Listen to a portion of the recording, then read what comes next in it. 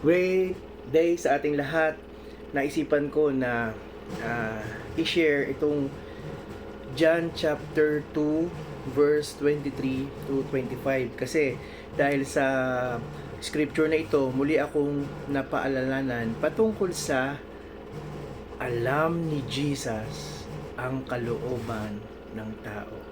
So meron akong uh, 5 bagay na na-realize patungkol sa alam ni Jesus ang kalooban ng tao.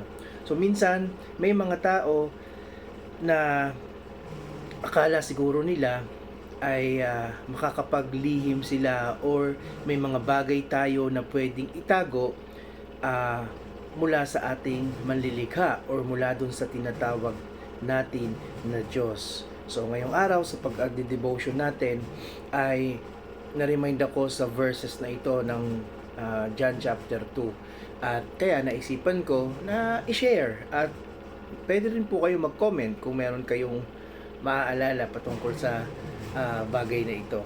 So bago ang lahat, basahin natin ang John chapter 2 bago tayo tumako doon sa pinaka verses which is verse 23 to 25 na ang sabi doon ay sabi dito sa aking personal devotion, bukod sa unang himala na ginawa ni Jesus, na-remind po ako, nakuha ang aking atensyon sa verses 23 to 25 na nagsasabi, alam ni Jesus ang kalooban ng tao. So unang na-realize ko po, tayong mga tao, hindi tayo makakapagsinungaling sa Diyos.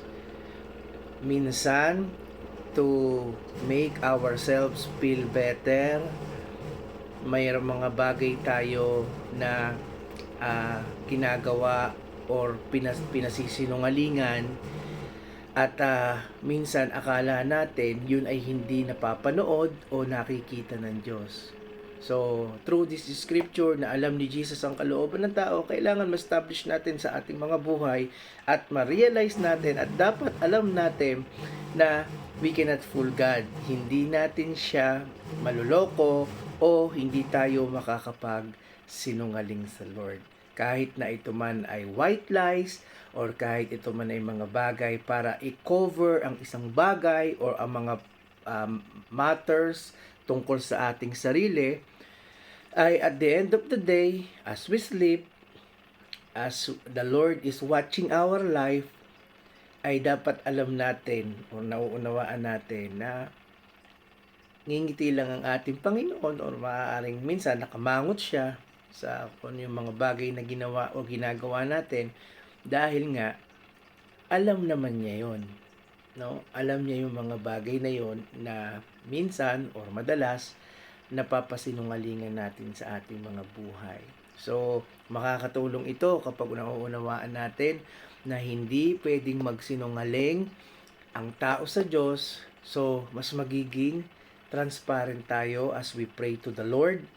Mas magiging magaan ang pakikipagrelasyon natin sa pamamagitan ng pananampalataya na ibinigay na natin at iniligay na natin sa bugtong niyang anak, which is sa pangalan ng ating Panginoong Hesus. Kapag alam natin na hindi tayo makakapagsinungaling sa Lord, magmamanifest ito, dahan-dahan ito hanggat maaaring magiging manifestation sa ating buhay na kung dati may mga pinasisinungalingan ka mga bagay, mga issues, mga matters tungkol sa sarili mo, eh hindi na lang yon. Pati sa pamumuhay natin sa pakikipagkapwa-tao, ay madadala natin yung prinsipyo na yon na I should not lie because first and at the end of the day, hindi naman ako makakapagsinungaling sa Lord. Mapapangiti na lang siya kung tayo man ay love na love ng ating Diyos at nakita niya na sa kabila ng alam na natin yung mga inuutos niya o alam na natin yung mga wag na natin gagawin, eh nakumit pa rin natin yon.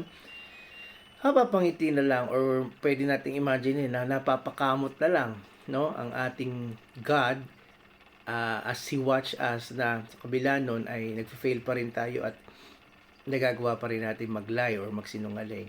Or maybe talagang napapamangot or nalulungkot ang ating Diyos o maaring mag-cause yun para magalit siya kapag lalo na inaabuso natin yung biyaya niya na sa kabila ng alam na natin na hindi naman tayo pwede magsinungaling sa Diyos ay nagsisinungaling pa rin tayo. Una, sa mga tao, And then lastly, or actually, una sa lahat, nagsisinungaling tayo sa Kanya, and then ang manifestation nito, nakakapagsinungaling tayo sa mga tao. So, yan yung unang bagay na niremind sa atin ng verses na ito. Alam ng Diyos ang kalooban ng tao, therefore, hindi tayo makakapagsinungaling sa Diyos. So, maraming salamat po sa manonood. Tuloy natin to sa mga susunod na araw. God bless. Tandaan natin, we are already blessed. Keep the blessings flowing. Shalom. And to God be the glory.